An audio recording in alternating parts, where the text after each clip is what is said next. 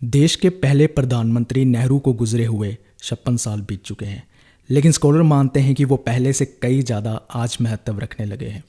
उनकी भारत को गणतंत्र बनाने में और लोकतंत्र को मजबूत करने में जो योगदान रहा है, कुछ लोग कहते हैं कि वो आज भी नहीं बुलाया जा सकता। लेकिन आज भारत की राजनीति में एक अहम शख्स बन चुके हैं जिनके खिलाफ कई सारी डिसइंफॉर्मेशन स्प्रेड की जा रही है। लेकिन इसके बावजूद कहा जा रहा है कि कोई भी डिसइंफॉर्मेशन उनकी भारत को दी देन को नहीं समझ सकते। तो चलिए जानते हैं आज कि हम कितना नेहरू को समझते हैं, पहचानते हैं, उनके सोशलिज्म, सेकुलरिज्म जैसे आइडियाज़ को समझते हैं, उनकी ज़िंदगी के महत्वपूर्ण पहलुओं को समझते हैं और देखते हैं वो कौन से नेशनल इवेंट्स थे जिन्होंने उन्हें नेशनल हीरो बनाया। तो इतिहास के पीछे चलते हैं और शुरू करते हैं नेहरू के जीवन से। नेहरू का जन्म 14 नवंबर 1889 इलाहाबाद में होता है। उनके फादर मोतीलाल नेहरू एक वेल्थी बैरिस्टर थे, कश्मीरी पंडित थे और इंडियन नेशनल कांग्रेस में 2 बार प्रेसिडेंट सर्व करते हैं। अपनी दोनों बहनों में से नेहरू बड़े थे और उनकी बड़ी बहन विजय लक्ष्मी जो first female president of UN general assembly बनते हैं, इसके लिए वो जाने जाते हैं। नेहरू अपने चाइल्डहुड को डिस्क्राइब करते हैं कि उनका चाइल्डहुड शेल्टर्ड और अनइवेंटफुल वन रहा है। मतलब दूसरे लोगों की तरह, दूसरे फ्रीडम फाइटर्स की तरह उनके चाइल्डहुड में कुछ भी ऐसी घटनाएं नहीं थी। वो बड़े होते हैं ऐशो आराम वाली ज़िंदगी में, आनंद भवन जैसे महल में वो बड़े होते हैं। उनको पढ़ाने के लिए प्राइवेट ट्यूटर्स रखे होते थे और इसके बाद अपनी हायर एजुकेशन के लिए वो अमेरिका में जाते हैं पढ़ने के लिए। वहाँ जाकर वो ट्रिनिटी कॉलेज कैम्ब्रिज 1907 में ग्रेजुएशन कोर्स में एनरोल करते हैं और नेचुरल साइंसेस में ग्रेजुएशन करते हैं। इसके बाद वो ग्रेजुएशन ख़त्म करके इंग्लैंड चले आते हैं और वहाँ पर वो एनरोल करते हैं 1910 में इनर टेम्पल इन में लॉ की स्टडी करने के लिए। लॉ की स्टडी इनर टेम्पल इन में की जाती थी और ग्रे इन में भी की जाती थी, जहाँ पर सावरकर और अम्बेडकर पढ़े थे, जैसे हमने पिछली वीडियोस में समझा। और लंदन आकर ही नेहरू फैबियन सोशलिज्म से प्रभावित होते हैं। फैबियन सोशलिज्म के थिंकर बर्नार्ड शॉ, बीटराइस वेब तब उनको काफ़ी प्रभावित करते हैं। फैबियन सोशलिज्म क्या था वो हम आगे जाकर समझेंगे। इसके बाद वो इंडिया वापस आ जाते हैं अपनी पढ़ाई ख़त्म करके और यहाँ पर आकर एडवोकेसी प्रैक्टिस करने लगते हैं इलाहाबाद हाई कोर्ट में। लेकिन उन्हें वैसी कामयाबी नहीं मिलती जिस तरह की कामयाबी उनके फादर को, मोतीलाल नेहरू को मिलती है एडवोकेसी में। इंडियन पॉलिटिक्स में नेहरू का इंटरेस्ट ब्रिटेन में ही शुरू हो जाता है और 1912 में जब इंडिया वापस आते हैं तो वो इंडियन नेशनल कांग्रेस का पटना का सेशन भी अटेंड करते हैं। और 1912 में जब वो इंडिया आते हैं, चाहे तब कांग्रेस मॉडरेट्स और एक्सट्रीमिस्ट में डिवाइड थी, लेकिन फिर भी मॉडरेट्स कांग्रेस को डोमिनेट कर रहे थे। गांधी की एक्टिविटीज़ जो साउथ अफ्रीका में होती है, नेहरू उससे काफ़ी प्रभावित होते हैं। और ये किसकी तस्वीर है ये कमेंट करके आप बताना। हम में से बहुत लोगों ने ये तस्वीर नहीं देखी है। नेहरू गोपाल कृष्ण गोखले की पॉलिटिक्स से इतना इन्फ्लुएंस नहीं थे, इंस्पायर नहीं थे मॉडरेट की पॉलिटिक्स से, क्योंकि गोपाल कृष्ण गोखले ब्रिटिशर को सपोर्ट करते थे और गोखले ये कहते थे कि इंडिपेंडेंस के बारे में सोचना भी मैडनेस है। जबकि नेहरू, हम आगे चल के देखेंगे कि वो कंप्लीट इंडिपेंडेंस चाहते थे। फिर भी उस टाइम की जो मूवमेंट्स चल रही थी, जैसे होम रूल लीग मूवमेंट चल रही थी, तिलक इनिशिएट कर रहे थे, यानी बसंत इनिशिएट कर रहे थे, नेहरू उससे इन्फ्लुएंस होते हैं और एक टाइम के लिए वो ज्वाइन भी करते हैं। 1920 में जब नॉन कोऑपरेशन मूवमेंट शुरू होती है इंडिया में, मतलब नेशनल पॉलिटिक्स की सबसे बड़ी मूवमेंट उस टाइम की, यूपी में जवाहरलाल नेहरू उस मूवमेंट को लीड भी करते हैं, पार्टिसिपेट भी करते हैं। चौरी चौरा इंसिडेंट के बाद इस मूवमेंट को ख़त्म कर दिया जाता है, बंद कर दिया जाता है। और बहुत सारे कांग्रेस लीडर हैं जो गांधी से डिससेटिस्फाई हो जाते हैं कि इस मूवमेंट को बंद क्यों किया, चलने देना चाहिए था, शायद हम कुछ बड़ा अचीव कर पाते। और इनमें से जिनका नाम आता है मोतीलाल नेहरू, CR दास जैसे लोग थे जो कांग्रेस से अलग होकर स्वराज पार्टी इस्टेब्लिश कर लेते हैं 1923 में। रिसेंटली भी इंडिया में स्वराज पार्टी इस्टेब्लिश की गई है, बताना आपने कमेंट में लिखकर कि किसने की है। जवाहरलाल नेहरू ने अपने फादर को इस पार्टी में ज्वाइन नहीं किया, रैदर वो गांधी के साथ ही रहे, वो गांधी के साथ ही कोऑपरेट करते रहे। अब हमें समझना है कि नेहरू नेशनल सीन में कैसे नेशनल लीडर बनते हैं, वो कौन से इवेंट है जिसकी वजह से वो नेशनल हीरो बनते हैं, नेशनल लीडर बनते हैं। तो उसकी बैकग्राउंड समझते हैं। 1927 में साइमन कमीशन अपॉइंट किया जाता है जिसने गवर्नमेंट ऑफ इंडिया एक्ट 1919 के रिव्यू करना होता है और साथ में ही कुछ कॉन्स्टिट्यूशनल रिफॉर्म्स जो है प्रपोज करने होते हैं। और साइमन कमीशन क्योंकि इसमें सारे मेंबर में से कोई भी इंडियन मेंबर नहीं होता और नेशन वाइड प्रोटेस्ट होने शुरू हो जाते हैं। 1927 के मद्रास सेशन में कांग्रेस ये डिसीज़न लेती है कि हम साइमन कमीशन को एक तो बायकॉट करेंगे, दूसरा हम ऑल पार्टी कॉन्फ्रेंस जो है वो सेटअप करेंगे जो इंडिया का कॉन्स्टिट्यूशन ड्राफ्ट करने में हमें मदद करेगी।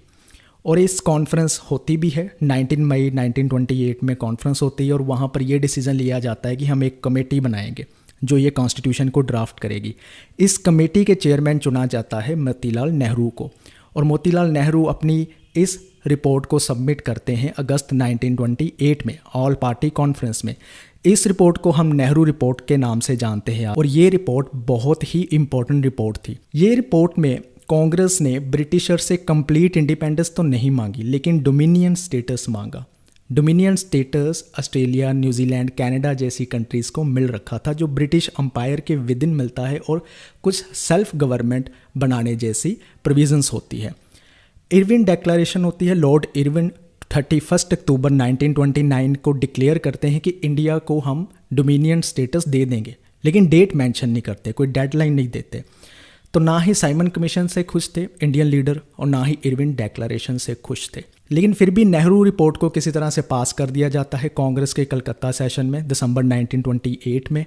और मीनवाइल 1928 में जवाहरलाल नेहरू, सुभाष चंद्र बोस और श्रीनिवास अयंगर जैसे लीडर के साथ independence of India league establish करते हैं, क्योंकि वो डोमिनियन स्टेटस के फेवर में नहीं थे, वो कंप्लीट इंडिपेंडेंस ऑफ इंडिया के फेवर में थे। और कांग्रेस का जो कोलकाता का सेशन होता है उसमें दोबारा कांग्रेस में स्प्लिट होने का खतरा बन जाता है। एक लीडर वो जो डोमिनियन स्टेटस चाहते हैं और एक लीडर कांग्रेस के वो जो चाहते हैं कि इंडिया को कंप्लीट इंडिपेंडेंस मिले, जिनमें से जवाहरलाल नेहरू लीड कर रहे थे। क्योंकि नेशनल सिनेरियो पे तब गांधी लीड कर रहे थे, तो उन्होंने ये डिसीजन लिया कि अगर ब्रिटिश पार्लियामेंट एक्सेप्ट कर लेती है नेहरू रिपोर्ट को 31 दिसंबर 1929 से पहले, तो कांग्रेस भी उस रिपोर्ट को एज इट इज़ एक्सेप्ट कर लेगी, यानी डोमिनियन स्टेटस हमें मिल जाएगा। और अगर 31 दिसंबर से पहले नेहरू रिपोर्ट को एक्सेप्ट नहीं किया जाता तो हम कंप्लीट इंडिपेंडेंस मांगेंगे ब्रिटिशर से। और जब डेडलाइन बहुत पास आ जाती है 19 दिसंबर 1929 को कांग्रेस लाहौर सेशन करती है और पूर्ण स्वराज की यानी टोटल इंडिपेंडेंस की रेजोल्यूशन को पास कर देती है।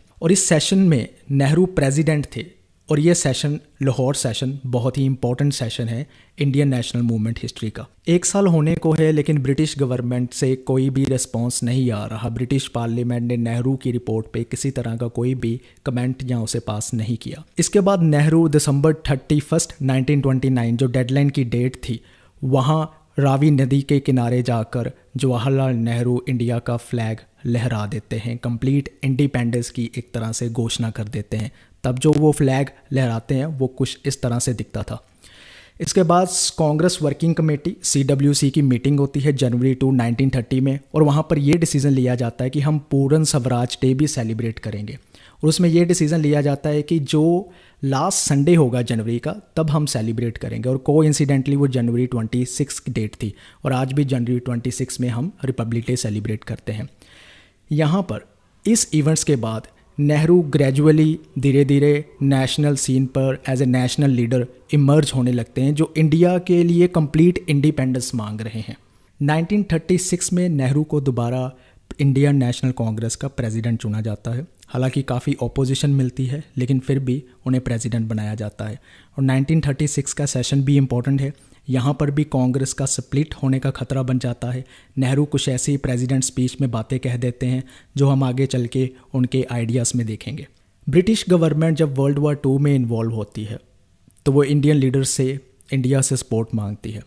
नेहरू कहते हैं कि हम सपोर्ट देंगे लेकिन कुछ कंडीशन पर, जैसे कि हमें वार के बाद फुल इंडिपेंडेंस दी जाएगी, ये भरोसा दिलाया जाए, हमें कॉन्स्टिट्यूएंट असेंबली बनाने दी जाएगी और जिसमें हम अपने कॉन्स्टिट्यूशन को फ्रेम कर सकते हैं। इसी के चलते हुए क्रिप्स मिशन को अपॉइंट किया जाता है 1942 मार्च में।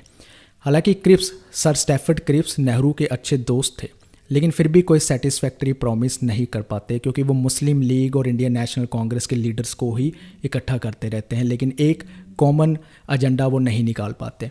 Congress under the leadership of Gandhi ये डिसाइड करते हैं कि हम क्रिप्स प्रपोजल को रिजेक्ट करते हैं और अगस्त 1942 में क्विट इंडिया मूवमेंट लॉन्च कर देते हैं।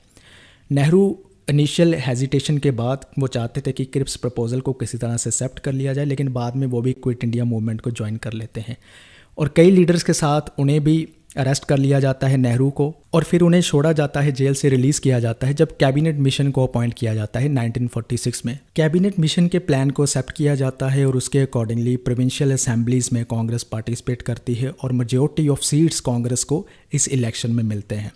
इंटरिम गवर्नमेंट के नेहरू को पीएम चुना जाता है। इसके बाद वो 15 अगस्त को इंडिया के प्राइम मिनिस्टर बनते हैं और अपना famous speech tourist with destiny देते हैं। Long years ago, we made a tryst with destiny at the stroke of the midnight hour. When the world sleeps, India will awake to life and freedom. Nehru को 1955 में भारत रत्न भी दिया जाता है और यहाँ पर भी कंट्रोवर्सी ये है कि कहा जाता है कि नेहरू ने खुद ही अपने आप को भारत रत्न दिया, लेकिन इसके पीछे के फैक्ट्स कुछ और है। उसके लिए मैंने आर्टिकल डिस्क्रिप्शन में डाल दिया है, वो आप पढ़ सकते हैं। राजेंद्र प्रसाद ने, जो प्रेसिडेंट थे उस टाइम पर, पब्लिकली खुद ही डिक्लेयर कर दिया था कि नेहरू को भारत रत्न मिलना चाहिए, जिसकी वजह से वो भारत रत्न देते भी है। उसके सारे फैक्ट्स का आर्टिकल मैंने डिस्क्रिप्शन में दिया है, आप जाकर देख सकते हैं। नेहरू की डेथ होती है 1964 में और इंडिया की आज़ादी से लेकर 1964 तक वो अनचैलेंज लीडर रहते हैं, वही प्राइम मिनिस्टर रहते हैं। उनको रिप्लेस करने के लिए, उनको चैलेंज करने के लिए कोई लीडर नेशनल लेवल की पॉलिटिक्स में इमर्ज नहीं होता दिखाई देता है। बाद हम समझते हैं नेहरू के पॉलिटिकल आइडियाज़ को, नेहरू के थॉट्स को। नेहरू के आइडियाज़ और थॉट्स हमें उनके स्पीचेस में, जो उन्होंने लेटर्स लिखे, वहाँ से भी मिलते हैं और इसके साथ उनकी मेन जो 3 बुक्स हैं, glimpses of world history and autobiography and the discovery of India, उसमें भी मिलते हैं। बाकी जो भी इनकी बुक्स है वो कंपाइलेशन है, नेहरू की मेन 3 बुक है जो हमने याद रखनी है। फर्स्ट आइडिया है नेशनल यूनिटी का। नेहरू मानते थे कि इंडिया की unity, national unity top most priority होनी चाहिए इंडिया की, क्योंकि एक सेंचुरी से हम जो है फॉरेन रूल के सब्जेक्टेड रहे हैं, मतलब हम पे किसी न किसी ने राज किया है। नेहरू कहते हैं वो इसलिए किया है क्योंकि हमारे पास सेंट्रल गवर्नमेंट नहीं थी, कोई नेशन वाइड अथॉरिटी नहीं थी, हमारी जो रीजनल आइडेंटिटीज़ थी, जो हमारी रीजनल वफादारियाँ थी, वो बटी हुई थी और इसकी वजह से लोग जो फॉरेन रूलर आते थे उनके साथ लड़ते नहीं थे, उन्हें रेजिस्ट नहीं करते थे, रादर अपनी निजी दुश्मनी निकालने के लिए उनका साथ देते थे, उनको सपोर्ट करते थे। नेहरू कहते हैं ये इंडिया में कॉन्स्टिट्यूशन की वजह से आज हमें सेंट्रल गवर्नमेंट मिली है, सेंट्रल अथॉरिटी मिली है, जिसकी वजह से हमने जो है इंडिया को स्ट्रॉन्ग बनाया है, इंडिया को यूनाइट बनाया है। सेंट्रल गवर्नमेंट भी इंडिया में कॉन्स्टिट्यूशन ने दी है और इसके साथ हमने रीजनल ऑटोनॉमी को भी बरकरार रखा है। तो नेशनल यूनिटी ऐसी ही होनी चाहिए जिसमें सेंट्रल गवर्नमेंट भी हो और रीजनल ऑटोनॉमी भी दी जाए। नेहरू मानते थे कि अगर किसी भी मॉडर्न स्टेट को ग्रो करना है, स्ट्रॉन्गर होना है, तो उसके लिए सिर्फ एक ही नेशनल आइडेंटिटी को प्रमोट करना चाहिए।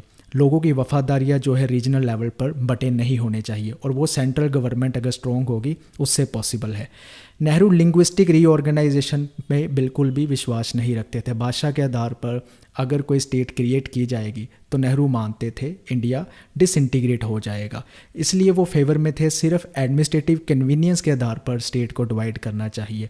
और नेहरू मानते थे अगर हम इंडिया पे भाषा के आधार पर या फिर धर्म के आधार पर कुछ अलग स्टेट्स बनाते हैं तो इसकी वजह कोई रैशनल नहीं होगी, रैदर ये नॉन रैशनल, इमोशनल और एलियनेशन करने का एक तरीका होगा लोगों को, क्योंकि नेहरू कहते हैं कि इससे हम उनकी आइडेंटिटी को कंफ्यूज कर देंगे। उन्हें ये नहीं पता चलेगा कि रीजनल वफादारी ज़्यादा करनी है या नेशनल लेवल पर अपनी लॉयल्टीज़ देनी चाहिए, लोग बढ़ जाएंगे, इसकी वजह से इंडिया भी डिसइंटीग्रेट हो जाएगा। नेहरू कहते हैं एक और तरीका है, स्ट्रॉन्ग सेंट्रल गवर्नमेंट के साथ साथ अगर इंडिया में इंडस्ट्रियलाइजेशन की जाए तो इससे भी इंडिया में यूनिटी आ सकती है, इससे इकोनॉमिक इंटरडिपेंडेंस बढ़ेगी, इसकी वजह से उनकी जो है इंक्लूसिव ग्रोथ होगी हर रीजन की, जिसकी वजह से वो एक देश में ग्रो करना चाहेंगे, एक देश के साथ चलना चाहेंगे। नेहरू हम देखते हैं कि कल्चर में ज़्यादा बिलीव नहीं करते कि कल्चर भी एक नेशनल यूनिटी का बेसिस हो सकता है, जैसे गांधी मानते थे, इवन सावरकर ने भी कल्चरल को ही माना है। उसकी वजह यह है, नेहरू मानते हैं कि हिंदू में एक यूनिफाइड एलिमेंट नहीं है। जैसे यूरोप में एक यूनिफाइड एलिमेंट मिलते हैं, वहाँ पर उन कंट्रीज़ में एक ही लैंग्वेज होती है, उनका एक ही सैक्रेड टेक्स्ट बाइबल होता है और एक ही चर्च होती है, अलग अलग रिलीजन के अलग अलग इंस्टीट्यूशन नहीं होते हैं। नेहरू मानते हैं कम से कम गांधी ने किसी तरह से ट्रेडिशनल मेमोरीज, इमेजेस या सिंबल्स को इन्वोक किया है लोगों को यूनाइट करने के लिए। रघुपति राघव, राजा राम, जो ये एक सिंबल ही था जो प्रमोट किया उन्होंने लोगों में एक यूनिटी लेकर आने के लिए। तिलक ने जैसे गणपति फेस्टिवल को प्रमोट किया था। तो लेकिन नेहरू कल्चरल को बेसिस नहीं मानते नेशनल यूनिटी में। इंडस्ट्रियलाइजेशन और स्ट्रॉन्ग सेंट्रल गवर्नमेंट वो ज़रूर मानते थे। और कल्चरली इंडिया को यूनाइट करने के लिए गांधी को वो प्रेस भी करते हैं, कॉम्प्लीमेंट भी करते हैं। सेकंड आइडिया है पार्लियामेंट्री डेमोक्रेसी का। नेहरू पार्लियामेंट्री डेमोक्रेसी को इंडिया के नेशनल गोल के लिए सेकंड मोस्ट इंपॉर्टेंट गोल मानते थे। वो मानते थे कि democratic form of government India में बहुत ज़रूरी है, क्योंकि ये इंडिविजुअल की रिस्पेक्ट करती है, इंडिविजुअल की लिबर्टी की रिस्पेक्ट करती है। इंडिया जैसे डिवर्स, वास्ट और डिवाइडेड कंट्री को बांधने रखने के लिए पार्लियामेंट्री डेमोक्रेसी का होना ज़रूरी है। इससे जब नेशनल लेवल पर इलेक्शन होंगे, स्टेट लेवल पर भी इलेक्शन होंगे, इससे ये फ़ायदा होगा कि लोगों की एक पब्लिक पॉलिटिकल ओपिनियन बनेगी। लोग जो है पब्लिक अफेयर्स में पार्टिसिपेट करेंगे, क्योंकि इंडिया के लोग तब उस टाइम पर ज़्यादा पॉलिटिकली एक्टिव नहीं थे। और इसके साथ नेहरू हमें पार्लियामेंट्री डेमोक्रेसी का कोई अल्टरनेटिव नहीं देते, कोई थ्योरी नहीं देते, लेकिन विवेकानंद, औरोबिंदो, एम.एन. रॉय, गांधी जैसे पार्लियामेंट्री डेमोक्रेसी का अल्टरनेटिव मानते थे और उस पर उन्होंने थ्योरीज भी दी है। नेहरू कहते हैं कि वेस्टमिनिस्टर पार्लियामेंट्री का जो मॉडल है वो लिबरल डेमोक्रेसी का बेस्ट मॉडल है। वेस्टमिनिस्टर इंग्लैंड में जगह है जहाँ पर इंग्लैंड की पार्लियामेंट है, इसलिए उस मॉडल को वेस्टमिनिस्टर पार्लियामेंट्री मॉडल कहा जाता है। नेहरू कहते हैं एक तो ये मॉडल इंडिया में ब्रिटिशर ने इंट्रोड्यूस किया, लोग इसके साथ फेमिलियर भी है और ये स्टेबिलिटी को गारंटी देगा आने वाले टाइम पर।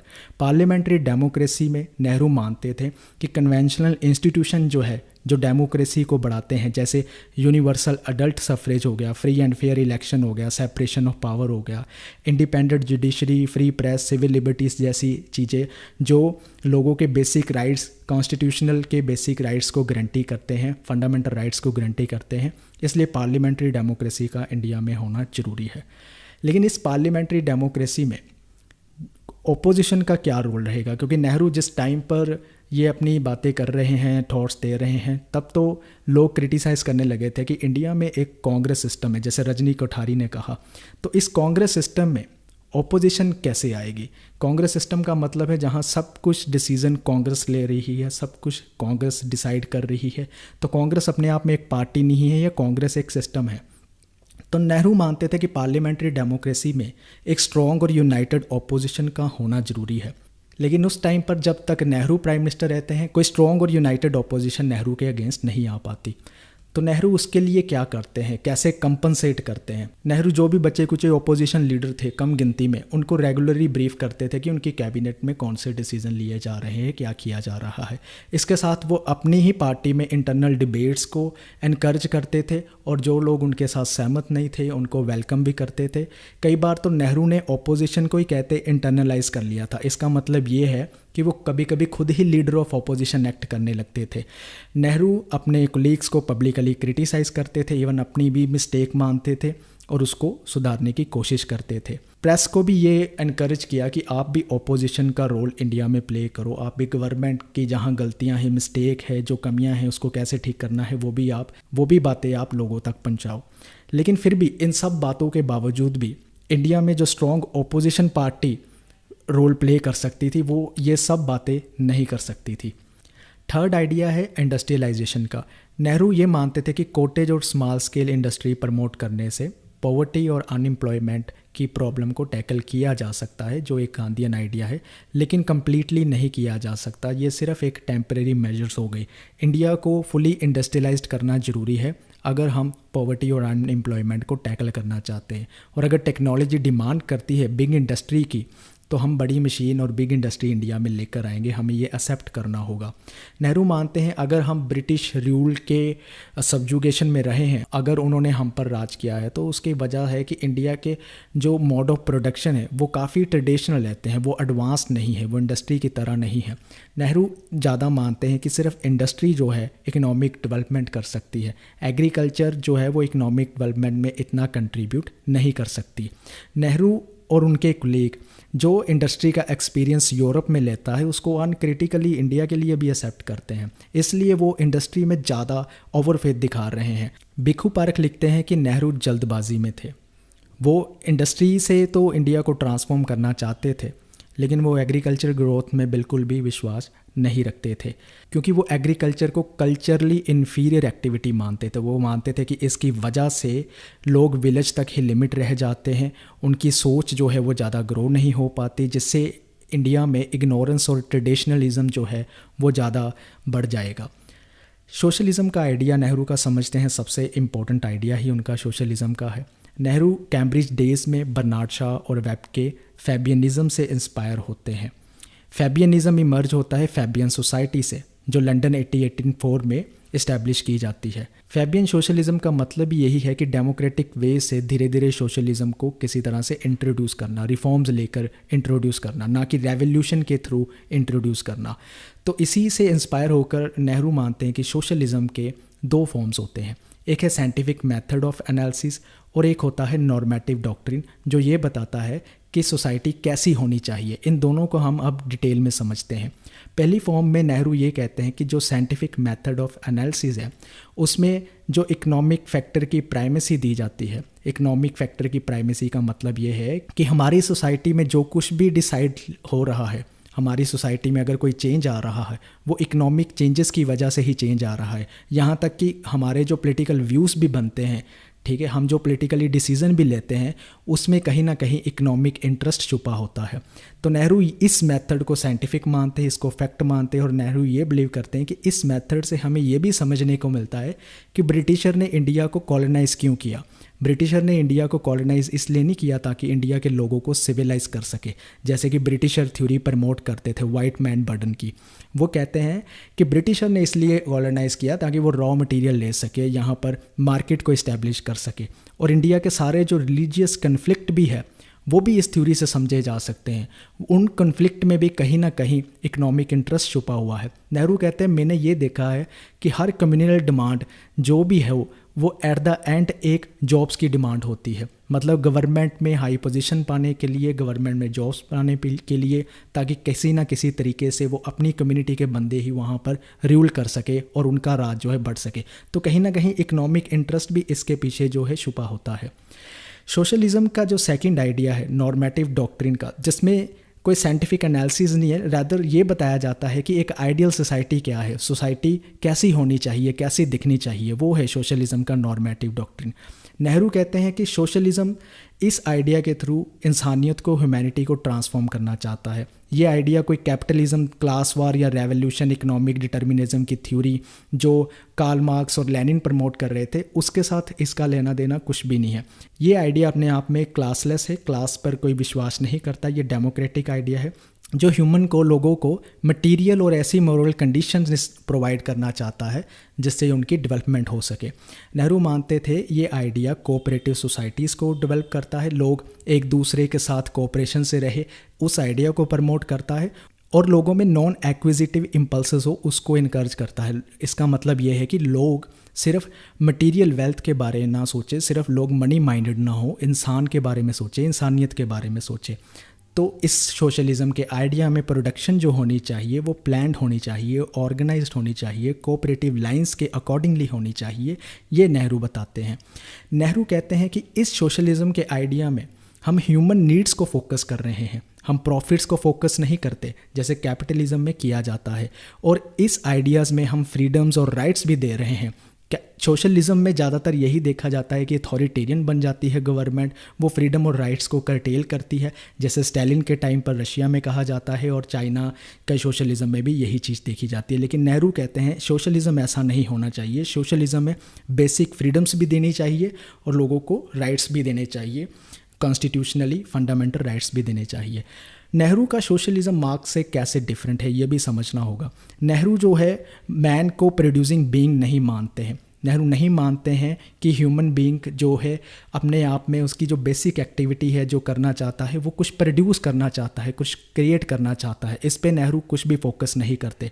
नेहरू ना ही पॉपुलर पार्टिसिपेशन की बात करते हैं, जैसे मार्क्स करते हैं, और ना ही वो बात करते हैं कि स्टेट एक टाइम पर आकर ख़त्म हो जाएगी। लेदर नेहरू स्टेट में बिलीव करते थे, वो ये नहीं बिलीव करते थे एक टाइम ऐसा आएगा कि स्टेट ख़त्म हो जाएगी।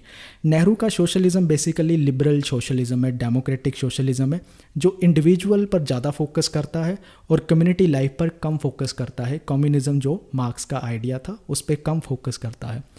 नेहरू सोशलिज़म को किस तरह से प्रैक्टिस करते हैं? 1929 लाहौर सेशन में भी वो कांग्रेस के जब प्रेसिडेंट होते हैं, किसी तरह से कांग्रेस से सोशलिज़म प्रिंसिपल्स को एक्सेप्ट करवाते हैं। फिर 1931 में कराची सेशन में वो इसको डिटेल प्रोग्राम तैयार करते हैं और कांग्रेस उसको भी एक्सेप्ट करती है।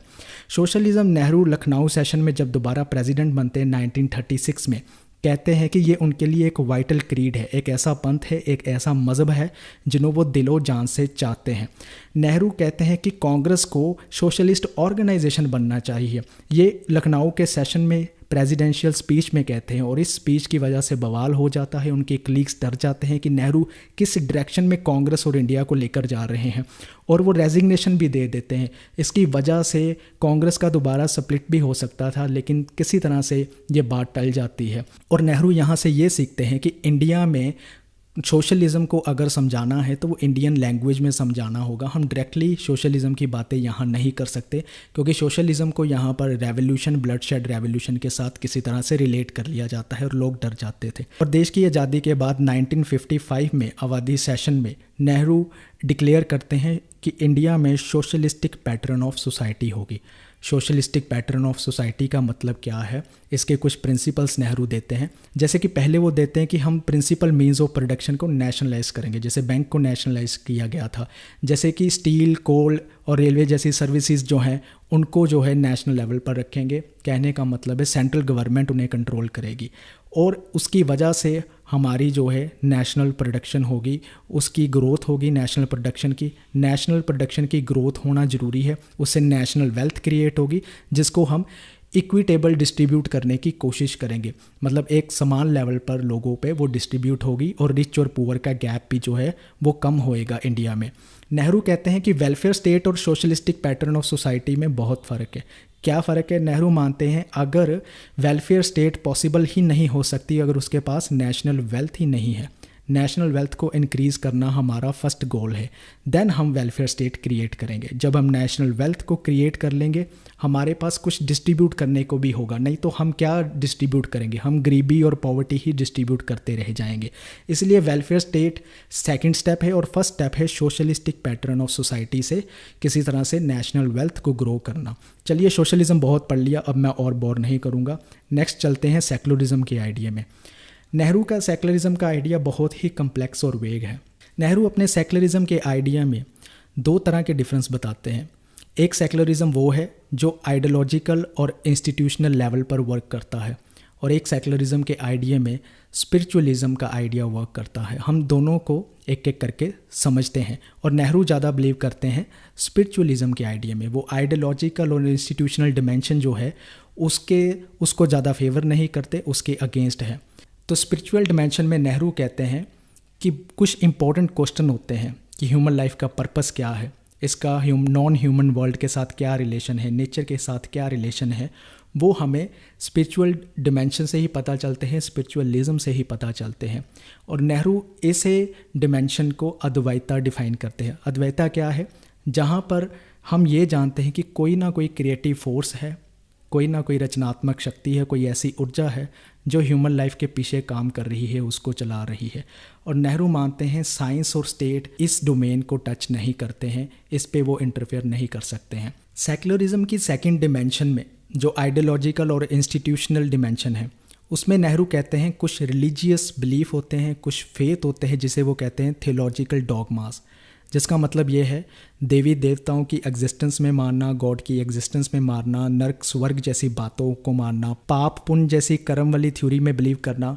नेहरू ये कहते हैं कि इसकी वजह से हमें कुछ इंस्टीट्यूशन क्रिएट करने पड़ते हैं, चर्च क्रिएट करनी पड़ती है, मंदिर मस्जिद क्रिएट करने पड़ते हैं, और उसमें बताए जाते हैं कि हमें अपनी लाइफ में कौन से प्रिंसिपल्स को फॉलो करना है, कौन से रिचुअल को फॉलो करना है, कौन से प्रैक्टिसेस को फॉलो करना है, जिसकी वजह से नेहरू कहते हैं एक तरह से लोगों में इग्नोरेंस, सुपरस्टिशियन और ऐसी एक्टिविटीज़ साइंस को, रैशनैलिटी को डिस्करेज करती है। जब हम रिलीजन को इंस्टीट्यूशनलाइज करते हैं, जब हम रिलीजन के स्पिरिचुअलिज्म पे फोकस नहीं करते, हम उसके आइडियोलॉजी पर और उसके इंस्टीट्यूशनल डिमेंशन पर ज़्यादा फोकस करते हैं। इसकी वजह से इंडिया में इकोनॉमिक और सोशल प्रोग्रेस रुक सकती है। इसकी वजह से इंडिया में ऑप्रेसिव और एक्सप्लॉयटेटिव चीज़ें भी सैंक्शन हो जाएंगी, जैसे कि अनटचेबिलिटी। तो नेहरू कहते हैं स्टेट का सेक्युलरिज्म में रोल क्या है। स्टेट रिलीजन की मोरालिटी पे डिपेंड नहीं करती। जो धर्म नैतिकता सिखाता है, स्टेट उस पर डिपेंड नहीं रह सकती। स्टेट को अपनी मॉरल वैल्यूज़ को क्रिएट करना होगा, नेशनल लेवल पर उसे प्रमोट करना होगा और लोग उसी वैल्यूज़ को फॉलो करेंगे। रिलीजन जो है वो पॉलिटिकल लाइफ से अलग रखना होगा। स्टेट ना ही किसी रिलीजन को पैट्रोनाइज करेगी, बढ़ावा देगी, और ना ही अपने आप को किसी रिलीजन के साथ एसोसिएट करेगी। नेहरू मानते थे कि स्टेट एक पब्लिक इंस्टीट्यूशन है और रिलीजन एक प्राइवेट अफेयर है। सो इन दोनों को अलग रखने की ज़रूरत है। इसलिए नेहरू जो पॉलिटिकल पार्टीज़ है रिलीजन के बेस पर बनी है उसके साथ कभी भी एसोसिएट नहीं करते, हालांकि उन्हें बैन भी नहीं करते, लेकिन नेहरू खुद अपने आप को उन पार्टी से डिसएसोसिएट करके रखते हैं। तो अब क्वेश्चन आता है, क्या स्टेट न्यूट्रल रहेगी फिर? तो नेहरू इसका भी जवाब देते हैं। नेहरू कहते हैं कि स्टेट कभी न्यूट्रल नहीं रह सकती। इंडिया जैसी कंट्री में जहाँ पर हमने इकोनॉमिक या सोशल डेवलपमेंट करनी है, वहाँ पर हमने इंडिया के सिटीज़न के कई कॉन्स्टिट्यूशनल राइट्स को प्रमोट करना है। इसलिए स्टेट न्यूट्रल नहीं रह सकती, क्योंकि कुछ रिलीजियस बिलीव जो है वो स्टेट के लॉ के अगेंस्ट जा सकते हैं। तो जो रिलीजन बिलीव सोसाइटी की प्रोग्रेस के अगेंस्ट है, सोसाइटी की सोशल इकोनॉमिक प्रोग्रेस के अगेंस्ट है, हमें उनके अगेंस्ट लॉ बनाने होंगे, उन्हें ख़त्म भी करना होगा। जैसे अनटचेबिलिटी को ख़त्म किया जाता है आर्टिकल 17 में और हिंदू कोड बिल लेकर आया जाता है। तो उम्मीद करता हूँ आपको नेहरू के थॉट्स, आइडिया समझ आए होंगे, उनके लाइफ के कुछ महत्वपूर्ण पल समझ आए होंगे। तो चलिए अलविदा लेते हैं। आप लोगों का बहुत बहुत धन्यवाद वीडियो को देखने के लिए। और इस वीडियो में मैंने जो सोर्स यूज़ किए हैं वीडियो बनाने के लिए वो स्क्रीन पर आपके सामने मैंने रख दिए हैं। Thank you.